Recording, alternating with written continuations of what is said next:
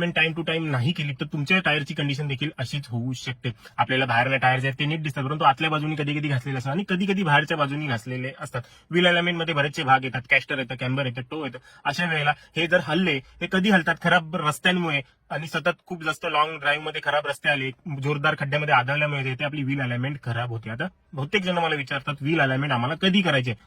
हे प्रत्येकासाठी वेगवेगळं उत्तर असू शकतं, माझ्यासाठी तुमच्यासाठी. जर तुमची ड्रायव्हिंग जे आहे ते खूप चांगल्या रस्त्यावरती होते, हायवे आहे, चांगले रस्ते आहेत, खड्डे वगैरे खूप कमी आहेत, तर अशा वेळेला तुम्ही वर्षातून एकदा किंवा 10,000 किलोमीटर नंतर अलाइनमेंट करून घेतली तरी चालेल. परंतु जर तुमची ड्रायव्हिंग जी आहे ती खराब रस्त्यांवरती खूप जास्त होते आहे गडकरी साहेबांच्या कृपेने, तर अशा वेळेला तुम्हाला दर 5,000 किलोमीटर नंतर व्हील अलाइनमेंट करून घेणं गरजेचंच आहे. आपल्या सस्पेन्शनसाठी देखील ते चांगलं आहे, आपल्या टायरसाठी देखील ते चांगलं आहे आणि हँडलिंगसाठी देखील ते चांगलं आहे. व्हील अलाइनमेंट केली नाही तर टायर जे आहेत ते 10-20,000 नंतरच पूर्ण खराब होऊन जातील, रिप्लेस करावे लागतील. परंतु जर व्हील अलाइनमेंट वरती खास करून लक्ष दिलं तर अशा वेळेला 50,000-60,000 किलोमीटर देखील टायर जे आहेत ते बिनधास्त चालतात. आणि त्याच्यासोबतच जर तुम्हाला वाटते तुमची गाडी एका साईडला क्रॉस पळते आहे, कुठल्या तरी ह्या दिशेला किंवा ह्या दिशेला स्टेरिंग जे ती सरळ नाही राहते, तर अशा वेळेला देखील तुम्हाला अलाइनमेंट करण्याची गरज आहे. आणि अलाइनमेंट जी आहे ती जास्तीत जास्त 250 ते 300 रुपयामध्ये होऊन जाते. आणि व्हील अलाइनमेंट सोबत व्हील बॅलन्सिंग, व्हील रोटेशन या गोष्टी देखील करणे खूप जास्त गरजेचं आहे.